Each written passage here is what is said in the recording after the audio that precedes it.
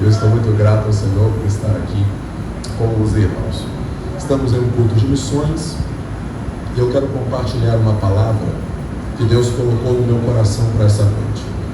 Lucas capítulo 10. Abra sua Bíblia. Evangelho de Jesus segundo Lucas, capítulo 10, a partir do versículo 25. Lucas capítulo 10, a partir do versículo 25.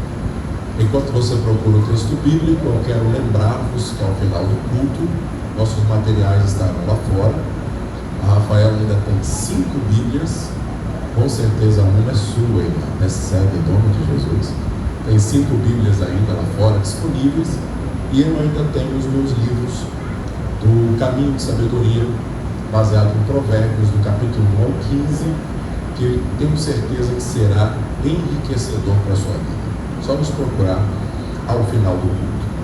Lucas capítulo 10, versículo 25, todos acharam? Digam amém. Amém. Diz assim a palavra de Deus: E eis que se levantou um certo doutor da lei, tentando-o, e dizendo: Mestre, que farei para herdar a vida eterna? E ele lhe disse: Que está escrito na lei? Como lês? E respondendo ele disse: Amarás ao Senhor teu Deus de todo o teu coração, de toda a tua alma, de todas as tuas forças e de todo o teu entendimento, e ao teu próximo como a ti mesmo. E disse-lhe: Respondestes bem, faze isso e viverás. Ele, porém, querendo justificar-se a si mesmo, disse a Jesus: E quem é o meu próximo? Você pode dizer amém? Amém. Assente-se com a sua Bíblia aberta, redobre a sua atenção para mim por alguns minutos. Querido, se você tivesse a oportunidade de se assentar frente a frente com Jesus, pessoalmente, e perguntar qualquer coisa, o que você perguntaria? Se você tivesse a oportunidade de estar frente a frente com Jesus, podendo fazer qualquer pergunta, qual pergunta você faria? A depender da nossa história, as perguntas seriam das mais variadas. Talvez alguém questionaria: Senhor, por que o justo sofre? Talvez alguém perguntaria: Senhor, por que eu perdi tal pessoa? Ou talvez outra pessoa questionaria: Senhor, por que o Senhor permite algumas coisas acontecerem? A depender da nossa história, as perguntas seriam das mais variadas. Mas houve um doutor da lei, que nós não sabemos o nome, que teve esse privilégio. Certo dia ele esteve frente a frente com o Senhor Jesus e teve a oportunidade de fazer qualquer pergunta. E a pergunta que ele faz é talvez a pergunta mais importante que alguém possa fazer. Ele questiona: Mestre, como eu faço para ter, para herdar, para receber a vida eterna?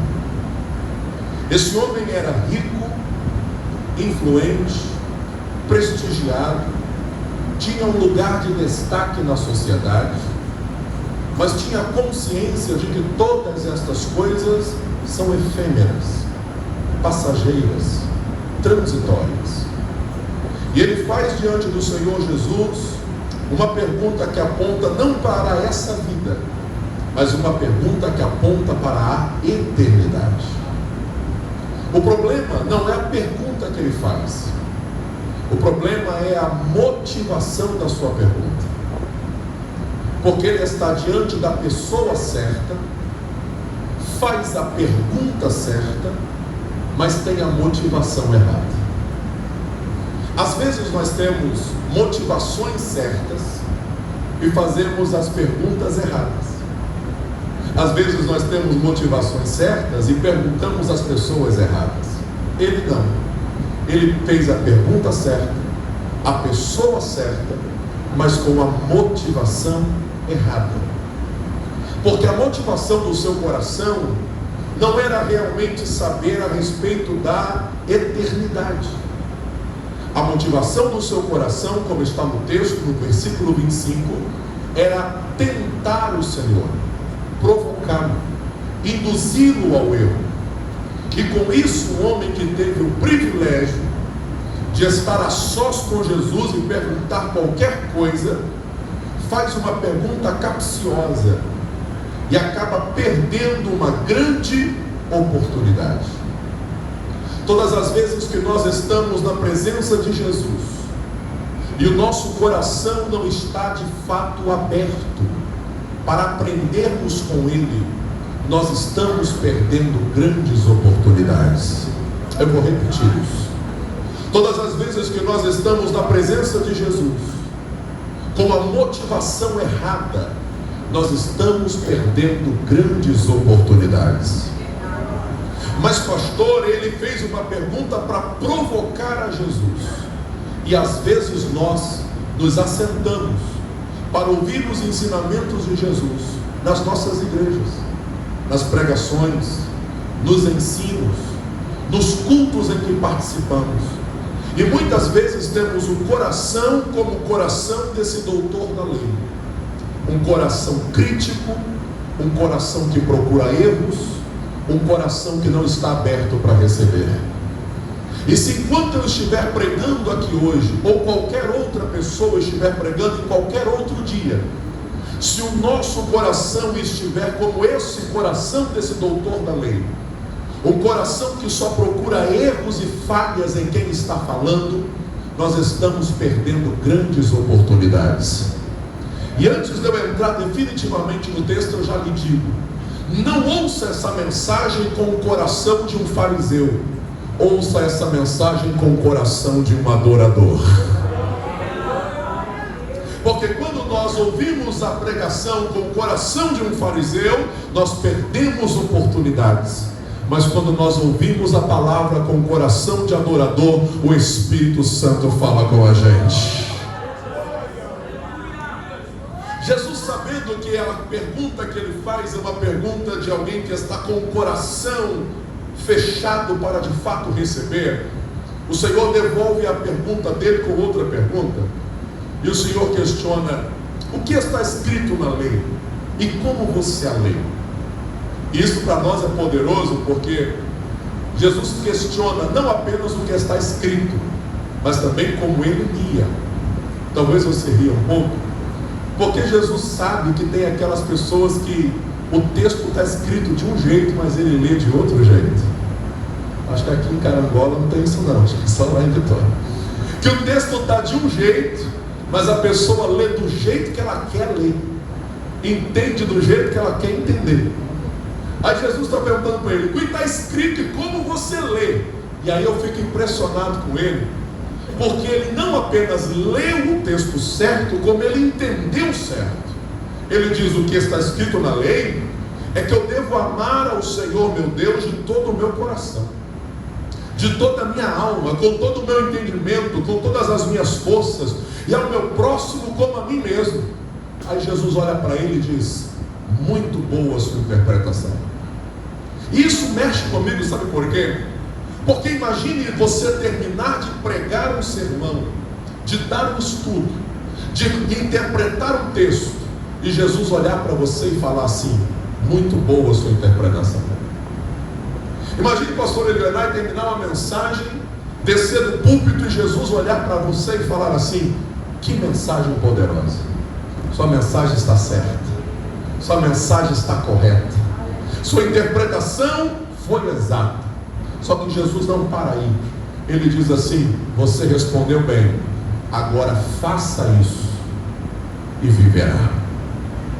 Porque para Jesus é mais do que aquilo que eu interpreto e entendo. Para Jesus o que importa é como eu vivo. E aí vai doer um pouquinho essa mensagem, porque triste coisa é quando o céu aprova a minha interpretação, mas desaprova a minha conduta. Eu vou repetir. Quero ver se vai dar glória a Deus aqui nessa mensagem. Triste coisa é quando o céu olha para a minha mensagem e diz: a mensagem está correta, só falta viver. O estudo está certo, só falta viver. A pregação foi certa, só falta viver. O louvor foi certo, só falta viver. Porque aquilo que eu interpreto e o meu conhecimento podem mexer com a imaginação das pessoas e trazer elogio das pessoas, mas é o meu testemunho que agrada ao Senhor Jesus Cristo.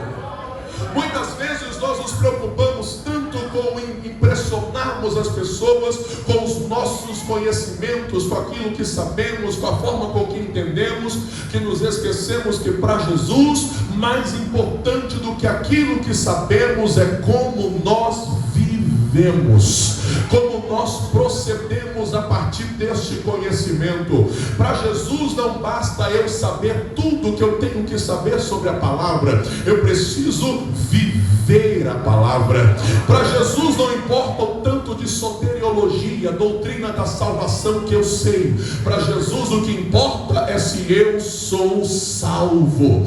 Para Jesus não importa se eu sou calvinista, se eu sou arminiano. Para Jesus o que importa é se eu sou salvo. Para Jesus não importa o tanto de soteriologia que eu sei, se eu sou pré-tribulacionista, pós-tribulacionista. Para Jesus o que importa é que se a trombeta tocar agora, se você vai subir para o céu ou se você não vai subir. Para Jesus não importa o tanto de pneumatologia que você sabe, se você é continuista, sensacionista, isso aí deixa para o debate da sala de teologia. Para Jesus o que importa é se eu sou cheio da presença do Espírito Santo.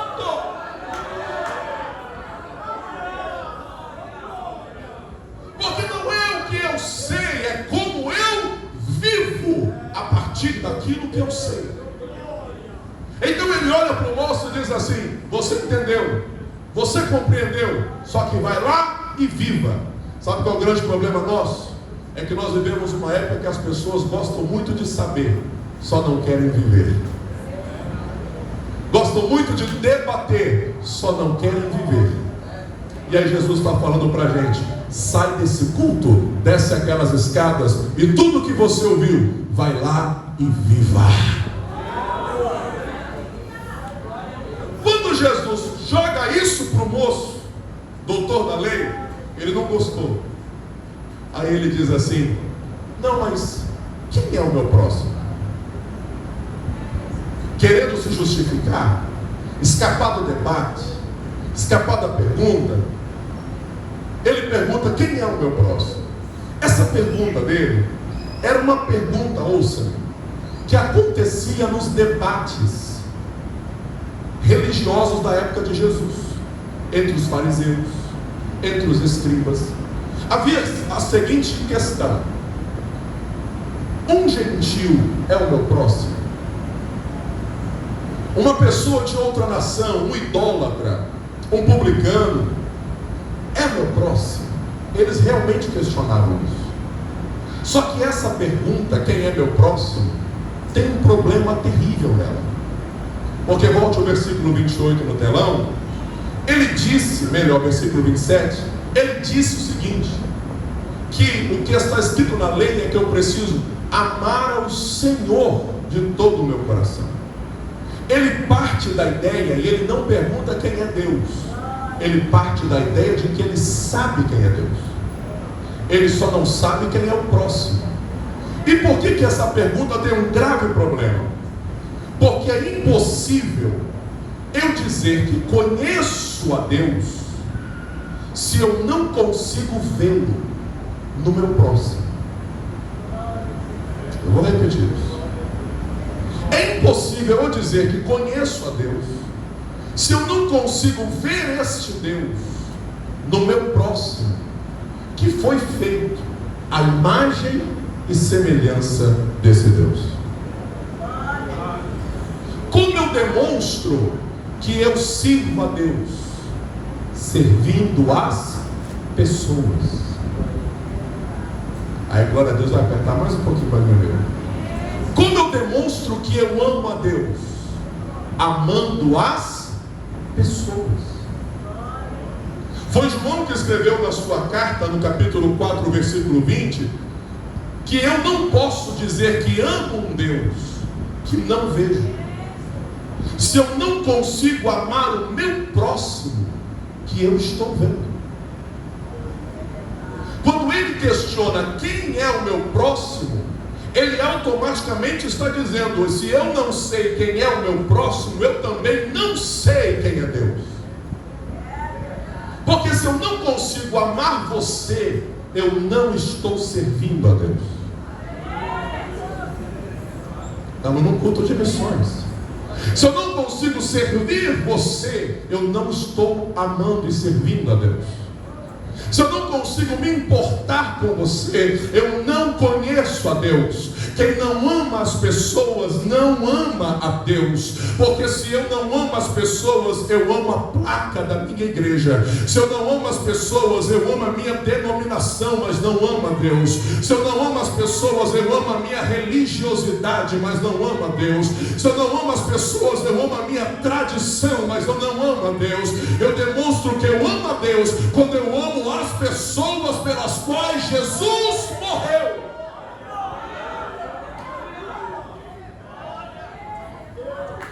Ele parte da ideia de que ele sabe quem é Deus, mas Jesus está ensinando para ele e para nós: se você não ama as pessoas, você não conhece Deus. E aí Jesus resolve contar uma história, porque Jesus gosta de contar histórias. E sabe uma coisa que eu acho lindo? É que Jesus conta histórias que mudam a nossa história. Qual é a história que Jesus conta? Você conhece, é uma das primeiras que a gente conta na escola bíblica dominical para as crianças. Jesus conta que descia de Jerusalém um homem. Ele estava indo para Jericó, e esse homem foi surpreendido por salteadores, que o espancaram, roubaram ele e o deixaram meio morto na estrada. Olhe para mim. Talvez você já ouviu alguém pregando nesse texto e fazendo a seguinte interpretação. Isso é o que nós na teologia chamamos de interpretação alegórica. A pessoa pega esse texto e diz assim: o homem que descia para Jericó era Adão, o salteador era o diabo, que atingiu esse moço e o deixou pecador ali depois que Adão caiu. Quem passou primeiro foi o sacerdote, que está falando da religiosidade. Os levitas, e vai dando todo um significado para aquilo, a ponto de falar assim: a hospedaria e a igreja, as duas moedas, batismo com o Espírito Santo e Santa Ceia, e vai dando significado para aquilo. Sabe qual é o problema dessa interpretação? O problema dessa interpretação é que nos tira do texto e coloca o bom samaritano como a pessoa que cuidou daquele moço, como Jesus.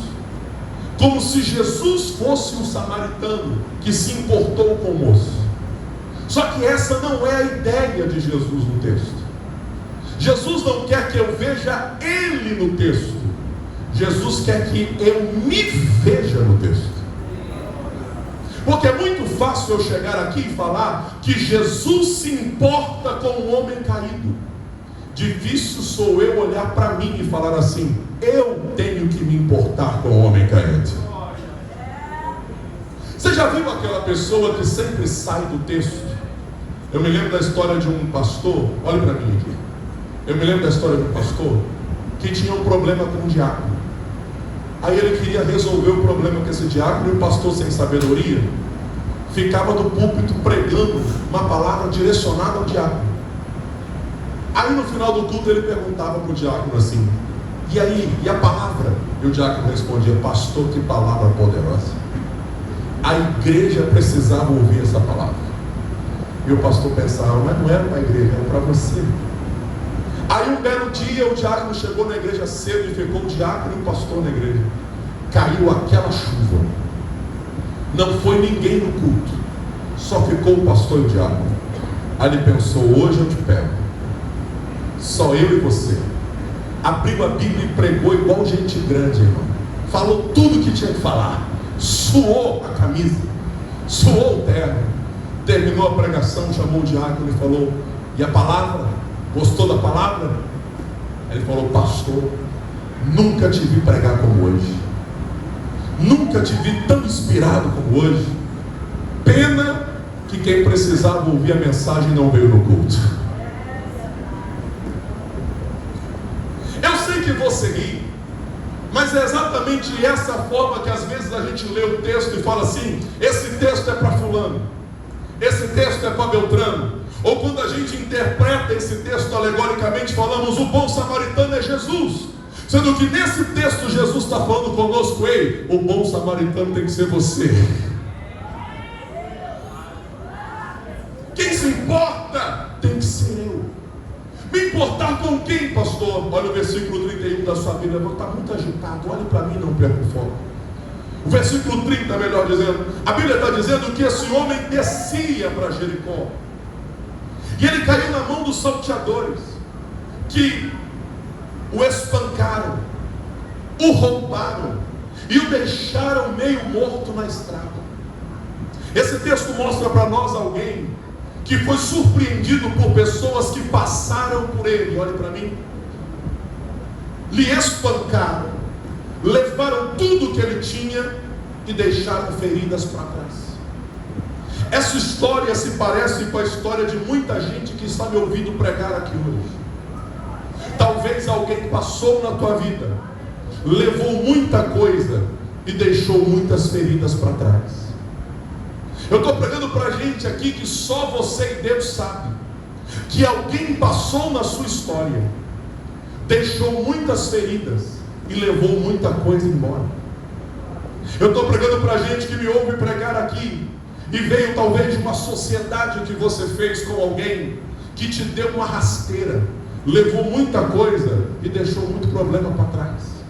Eu estou pregando para gente aqui que já teve decepções com amigos, de amigos que te feriram a tal ponto que levaram muitas coisas e deixaram muitas feridas para trás. Eu estou pregando para gente aqui que veio de famílias que deixaram para você muitas feridas e te deixaram enormes prejuízos. Eu estou pregando para gente aqui que às vezes veio de um divórcio traumático, de alguém que passou na sua vida, levou muitas coisas e deixou muitas feridas para trás. Só que o texto bíblico diz que o homem não estava morto, estava meio morto. O que Deus está falando contigo nesta noite é que muito embora alguém passou na sua vida, levou muita coisa e deixou muitas feridas, mas se você está vivo ainda tem jeito para você, ainda tem solução para você, ainda tem escape para você. Oh, receba de Deus esta palavra nessa noite, porque o que Deus está falando contigo é, independentemente de quem passou na tua vida, do que levaram e das feridas que deixaram, se você está respirando ainda, se teu coração está batendo ainda, se você teve força para vir mais um culto ainda, é Deus dizendo para ti: tem jeito para você, tem solução para você, tem escape para você.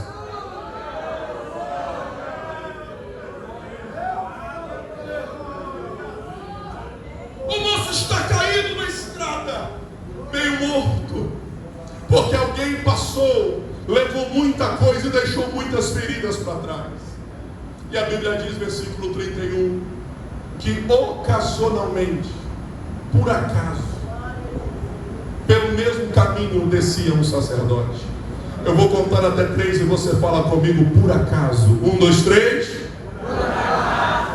Por que o sacerdote passava ali? Quem era o sacerdote, pastor? Era a figura de autoridade no templo, era o obreiro do templo, era a figura eclesiástica do templo. Ele está descendo porque muitos sacerdotes trabalhavam em Jerusalém e moravam em Jericó. Sabe o que ele está fazendo aqui?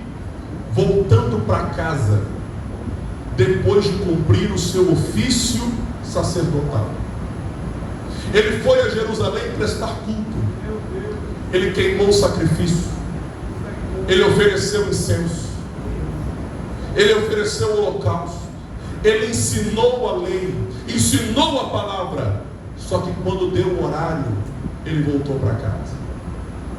E quando ele passa do lado do homem caído na beira da estrada, o que passa na mente do sacerdote é: não é problema meu. Por que o sacerdote pensa isso, pastor? Aí vai ficar difícil dar um glória, mas eu vou falar. Porque na mente do sacerdote era: a minha agenda no templo já acabou. O meu trabalho em Jerusalém já acabou. O meu serviço em Jerusalém já findou. E triste coisa é quando o meu ministério só funciona baseado em uma agenda.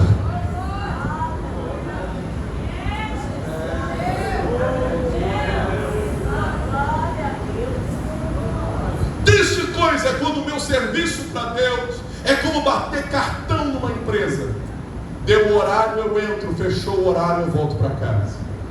E quando eu passo do lado de alguém que precisa de mim, eu olho e digo: não é problema meu, porque não está na minha agenda, porque não está na minha programação, porque não está no meu protocolo. Deu a minha hora e eu vou voltar para casa. E eu estou aqui essa noite para dizer, como boca de Deus, que a igreja não funciona baseada na agenda dela. A igreja funciona baseada na agenda que Deus prepara para ela. Eu vou repetir isso: a igreja não funciona baseada na sua própria programação. A igreja funciona baseada na programação do Espírito Santo. Tem gente que Deus vai colocar no teu caminho que não estava na sua programação, que não estava na sua agenda, que não estava no seu script, mas Deus não colocou por acaso. Deus colocou porque conta com você para socorrer alguém.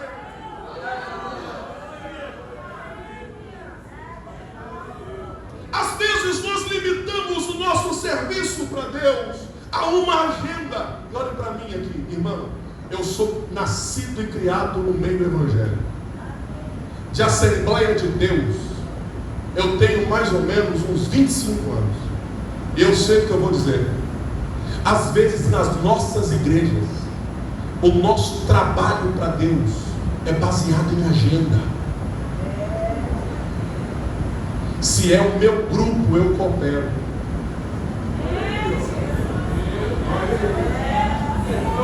Quando é o grupo do outro, eu não vou. Se é a minha congregação, eu abraço. A congregação do outro, eu não abraço. Se é meu amigo que está fazendo, pode contar comigo. Se é fulano que eu não tenho afinidade, eu não vou abraçar o projeto. Que isso, pastor? É gente que trabalha de acordo com a agenda dele, com o projeto dele. Quando termina o grupo dele, ele bate o cartão e vai embora. Fechou o horário dele, ele volta para casa. E eu estou aqui essa noite para dizer, como boca de Deus, está na hora de nós sermos uma igreja que não é serva de agenda, mas é servo do Espírito Santo. Aonde Deus precisar de mim, eu estarei lá.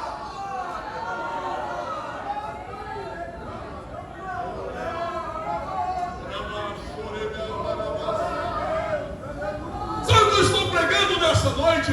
Ei, eu não sei se você vai receber esta palavra. Eu estou pregando que Deus vai colocar situações no teu caminho que não estavam na tua agenda. Eu vou repetir isso. Deus vai colocar pessoas no teu caminho que não estavam na tua programação. Deus vai colocar necessidades no teu caminho que não estavam na sua agenda.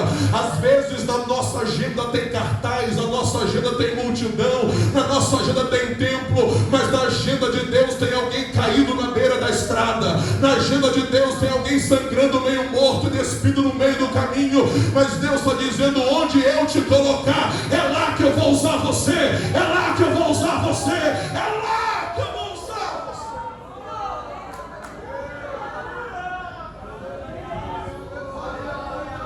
Oh, tem mais alguém sentindo Jesus aqui nessa noite?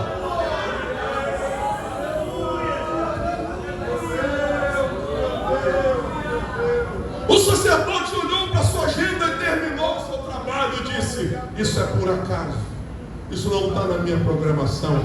E ele passa. E a Bíblia diz que, versículo de número 32, que de igual modo descia também o levita. Chegou naquele lugar e vendo, passou de lá. Quem é o levita, pastor? Para você entender de uma forma bem grosseira o que eu vou dizer, é como se o sacerdote fosse o presbítero, o pastor, e o levita fosse o diácono, o auxiliar do sacerdote. Quando o levita passou, eu imagino o levita pensando: Se o sacerdote que desceu primeiro não ajudou, eu também não vou ajudar. Porque às vezes nós caímos no erro de copiar a indiferença de quem veio antes da gente. O levita olhou para aquele cenário e pensou assim: quem tinha que ajudar é quem estava numa posição maior que a minha. Quem tinha que ajudar é quem passou primeiro que eu. Olha para mim aqui como boca de Deus para você. Às vezes nós achamos que para fazermos a obra de Deus, nós precisamos de alguns títulos para fazer. O levita olhou para o moço caído e podia ter pensado: se o sacerdote não fez, não sou eu que vou fazer. E às vezes não é isso que bate na nossa mente, que passa e a gente ouve esse zum zum zum nas nossas igrejas. Quando fala assim, a igreja tem que evangelizar, o que se cobra? O pastor tem que visitar, o pastor tem que evangelizar, fulano tem que ir em tal lugar, Beltrano, que é líder de missões, tem que fazer tal coisa. Aí eu pergunto: e você está lá para quê?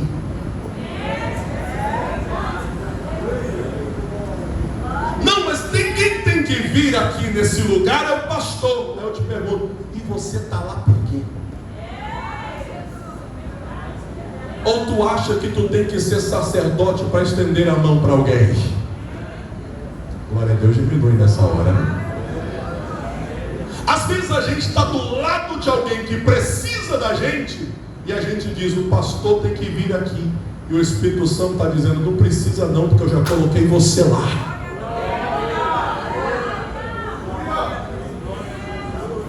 E às vezes a gente cai no erro de olhar para alguém que não fez algo e falamos: eu também não vou fazer. E o Espírito Santo te traz desse culto para ouvir esta palavra. Está na hora de você romper com essa indiferença e fazer aquilo que outras pessoas não fizeram por alguém. Eu vou repetir: está na hora de você romper com essa diferença e estender a mão para alguém que ainda não teve a mão estendida, e ser o socorro para alguém que não foi socorrido. Eu estou pregando nesta noite, na autoridade do Espírito Santo, que o Espírito de Deus quer nos movimentar do nosso comodismo, nos levantar da nossa indiferença. A igreja de Deus não precisa de títulos para trabalhar, a igreja precisa de amor e do poder do Espírito Santo.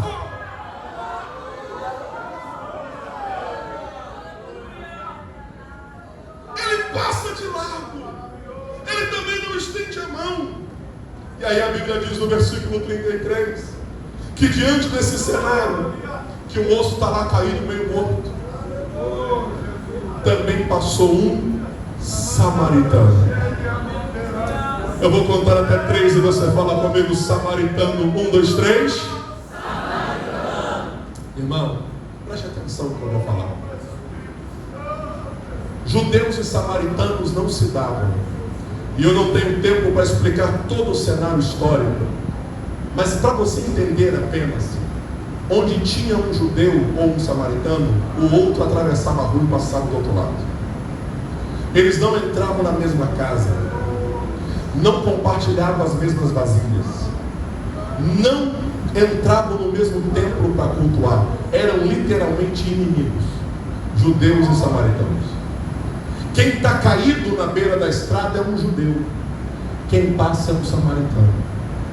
Para você ter noção de como judeus e samaritanos não se davam, teve um dia que os samaritanos não quiseram receber Jesus em Samaria, e Pedro e João chegaram para Jesus e falaram: mestre, vamos fazer igual Elias, vamos orar para cair fogo do céu e matar todo mundo. Judeus e samaritanos eram tão inimigos que certo dia foram xingar Jesus, e xingaram ele de samaritano. Mas quem se importou com o moço foi justamente um samaritano. Alguém bem disse, e eu repito nessa noite: sabe qual era o pensamento dos ladrões quando passaram por aquele moço? O que é dele é nosso, vamos tomar. Sabe qual era o pensamento do sacerdote e do levita? O que é nosso, vamos guardar. Mas sabe qual foi o pensamento do samaritano? o que é meu não é só meu, eu vou repartir.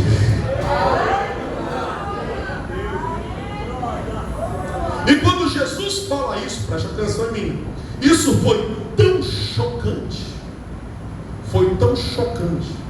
falar que um samaritano se importou, porque seria, vamos trazer para o nosso cenário, seria como se nos nossos dias alguém falasse assim: você sabe que a Rússia e a Ucrânia estão em guerra. É como se Jesus falasse assim: tinha um soldado russo caído, meio morto na beira da estrada, e um ucraniano passou, cuidou dele e se importou. Você sabe que os palestinos e os israelenses estavam em guerra até esses dias atrás. É como se Jesus falasse assim: tinha um israelense caído e um palestino passou, com a bandeira da Palestina e tudo, mas se importou com ele, cuidou e não deixou ele morrer. Esse é o nível do que Jesus está falando. Vamos trazer para o nosso cenário, aí você vai rir, você vai dar glória. É como se Jesus falasse assim: tinha um petista caído, com boné do MST, bandeira com o rosto do Lula na blusa, passou um bolsonarista com camisa do Brasil e tudo, se importou com o petista e disse: eu vou cuidar de você. Vamos trazer para hoje, vamos inverter. É como se fosse o contrário: tinha um bolsonarista caído, todo ensanguentado, aí passou o petista, olhou para o bolsonarista e disse assim: eu vou cuidar de você. Você entendeu o que Jesus está falando?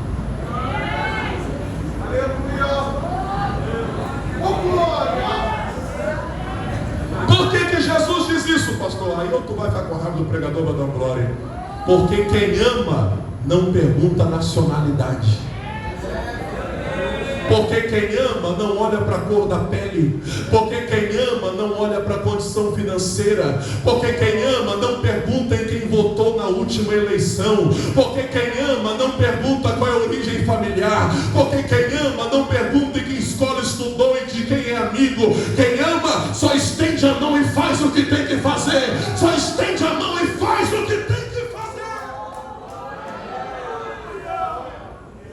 E eu sei que é difícil falar isso nas nossas igrejas, mas muitas vezes nós cristãos criamos barreiras para pregarmos o Evangelho, criamos barreiras para alcançarmos pessoas, porque vemos nos outros coisas que nós não deveríamos ver. Deixa eu apertar mais um pouco, eu falei que uma vez vai ficar difícil. Porque buscamos nos outros características, e olha para mim aqui, que para Jesus não importa. Eu estou pregando aqui hoje que nós nunca seremos uma igreja missionária enquanto colocarmos obstáculos para pregarmos o Evangelho a quem quer que seja. Eu estou sentindo Jesus aqui. Eu estou pregando aqui hoje que enquanto nós não tirarmos o óculos do nosso preconceito, nós nunca vamos ganhar o nosso bairro para Jesus, a nossa cidade para Jesus, a nossa família para Jesus, os nossos amigos para Jesus. Eu estou pregando aqui hoje que está na hora de nós sermos tão cheios do Espírito Santo a ponto de olharmos para alguém que pensa diferente da gente, age diferente da gente, mas vermos aquela pessoa, alguém que Jesus ama, e falarmos: se Jesus ama, eu vou amar. Se Jesus ama, eu vou amar também.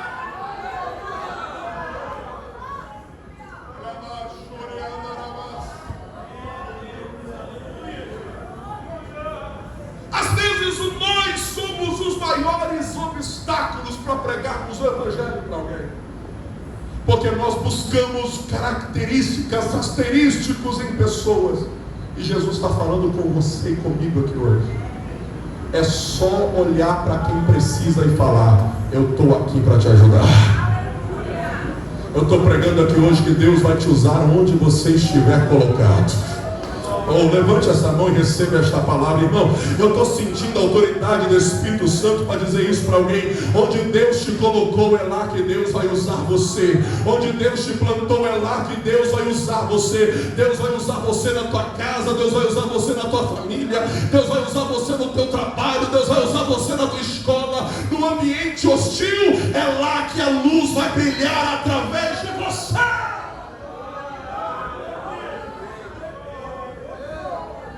Ele não pergunta nada, ele não olha para as características, não, ele só se compadece. E o que ele faz, pastor? Ele não é médico, ele é alguém que está viajando, mas ele se aproxima do homem, ata as suas feridas, coloca azeite, coloca vinho, coloca sobre o seu animal, sobre essa sua cavalgadura, e leva para uma estalagem. Sabe o que ele está fazendo aqui? Primeiros socorros. Ele está olhando para o moço e está dizendo o seguinte: eu não sou médico e não tenho como resolver seu problema, mas o que dá para eu fazer, eu vou fazer. Sabe o que às vezes nos impede, olha para mim, de fazermos a obra de Deus? É porque nós, às vezes, pastor Elianai, caímos no erro de queremos resolver todos os problemas. Deus não te chamou para resolver todos os problemas. Deus te chamou para fazer o que está na sua mão, que dá para você fazer.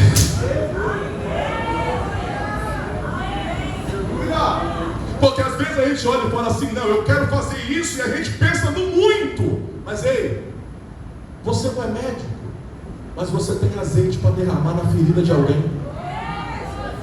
Você não tem um hospital, mas você tem vinho para derramar no machucado de alguém.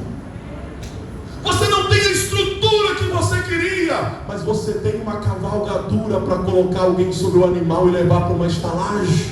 Pastor, aplica isso para mim. Aplico, irmão. Tem gente que às vezes a gente não ajuda, porque a gente olha e diz assim: essa pessoa precisa de um tratamento profissional, de um terapeuta, de um psiquiatra. Ei, eu sei, você não é psiquiatra, mas um abraço seu já é um azeite que desce na ferida dele. Aí eu vou falar de novo. Tem gente que a gente não estende a mão porque pensa assim: o que fulano precisa de um emprego, e você não tem emprego para dar. Mas uma cesta básica que você dá já é a ajuda que Deus está providenciando naquele momento. Tem gente que a solução dele para a vida dele é um carro que ele precisa para vir para a igreja, e você não tem um carro para dar, mas a carona que você dá já é um socorro de Deus para aquele momento. Tem gente que a solução que ele precisa é um diagnóstico positivo, mas enquanto o diagnóstico não vem, a sua oração já é o socorro de Deus para aquela pessoa. Eu estou pregando aqui hoje para uma igreja que às vezes não tem condições de fazer tudo o que queria, mas vai se levantar para fazer o que ela puder fazer, para fazer o que dá para ser feito. Ele faz o que ele podia fazer, ele faz o que dava para fazer.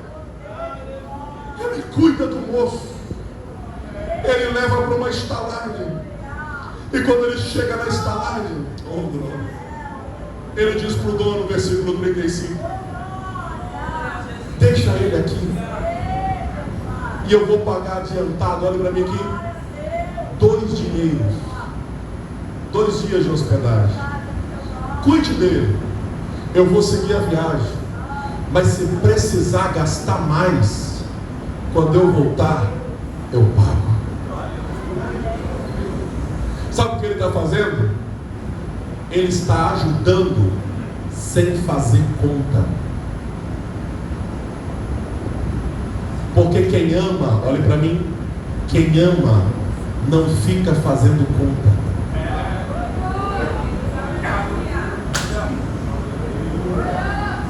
Deixa eu lhe falar algo aqui. Eu amo meu filho está com 20 anos de idade. Se eu for fazer conta do tanto que eu já gastei com aquele menino, você faz conta do tanto que você gastou com seu filho? Você é daqueles que guarda nota fiscal, cada leite que você compra, cada fralda que você compra, Você fica fazendo um caderninho de contabilidade e diz assim: quando você fizer 18 anos você me paga. Por que você não faz isso? Porque você ama. E quem ama não fica com calculadora na mão.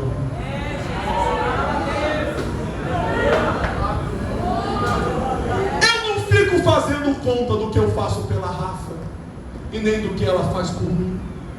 Porque quem ama não fica fazendo conta. Pastor, o que isso tem a ver com o culto de missões? Aí outro vai ficar com raiva, o pregador vai dar glória.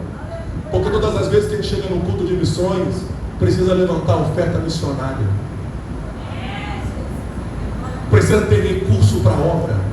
E sempre tem aqueles que ficam com calculadora na mão,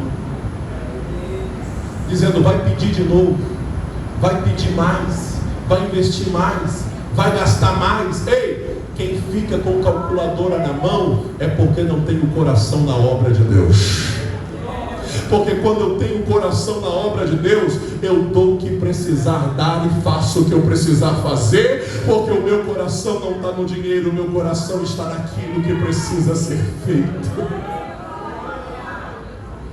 Ele cuida do moço, ele estende as mãos, ele coloca na hospedagem. Olhe para mim para eu terminar o meu sermão. Ao final da história, Jesus olha para o moço e faz a pergunta: qual desses três, versículo 36 e 37, parece que foi o próximo daquele que caiu nas mãos dos salteadores? E veja a resposta do doutor da lei: o que usou de misericórdia. Ele não diz samaritano. Ele só diz o que usou de misericórdia. Por que ele não diz samaritano? Porque a raiva dos judeus com os samaritanos é tão grande, que falar samaritano é algo que ficava atravessado na garganta dele, é algo que engasgava ele. Então ele diz assim: o que usou de misericórdia. Quer saber qual é o campo missionário que Deus quer mais te usar? Por quem você mais tem que orar? Para quem Deus quer mais usar você para ser bênção para essa pessoa? É para quem está engasgado na sua garganta.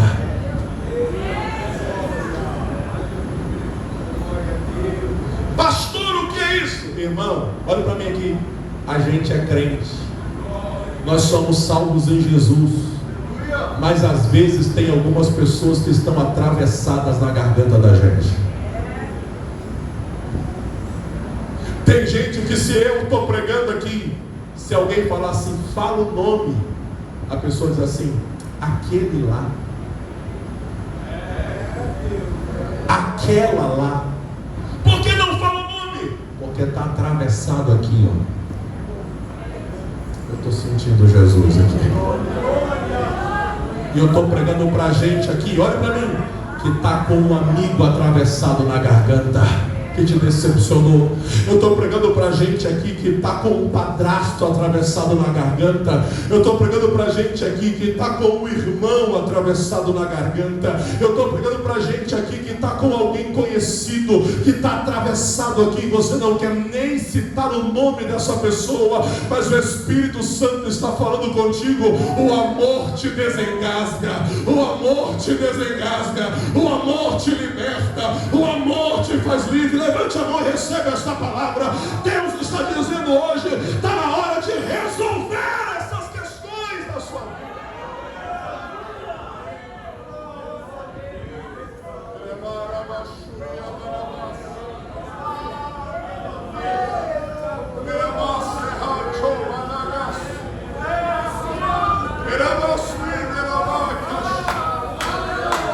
Eu sinto o renovo de Deus descendo sobre nós aqui nesta noite.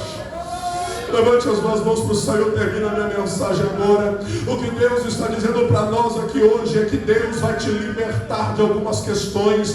Deus vai te fazer livre depois dessa noite. Deus vai trazer paz ao seu coração depois dessa noite. Deus está lhe dizendo: você vai ter o melhor Natal da tua vida, a melhor virada da tua vida, porque algumas coisas que estão atravessadas na tua garganta, Jesus quer te libertar nessa noite.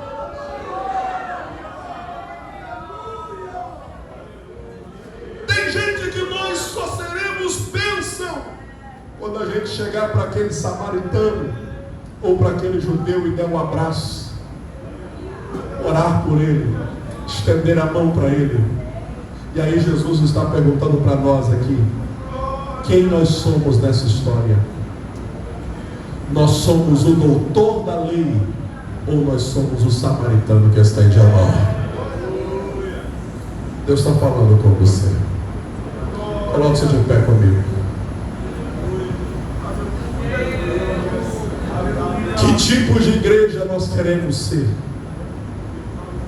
Que tipo de povo nós queremos ser? Que tipo de cristianismo nós queremos praticar? Tudo isso depende das decisões que vamos tomar depois dessa noite. Tudo que foi pregado aqui, o Espírito Santo está falando contigo: saia daqui e viva. Eu quero orar com você, feche os seus olhos. Deus bendito, nós te louvamos nessa noite. Obrigado, Senhor, por tua palavra. Eis-nos aqui, ó Deus, como a tua igreja, como os teus filhos, que precisamos crescer e amadurecer e melhorar todos os dias.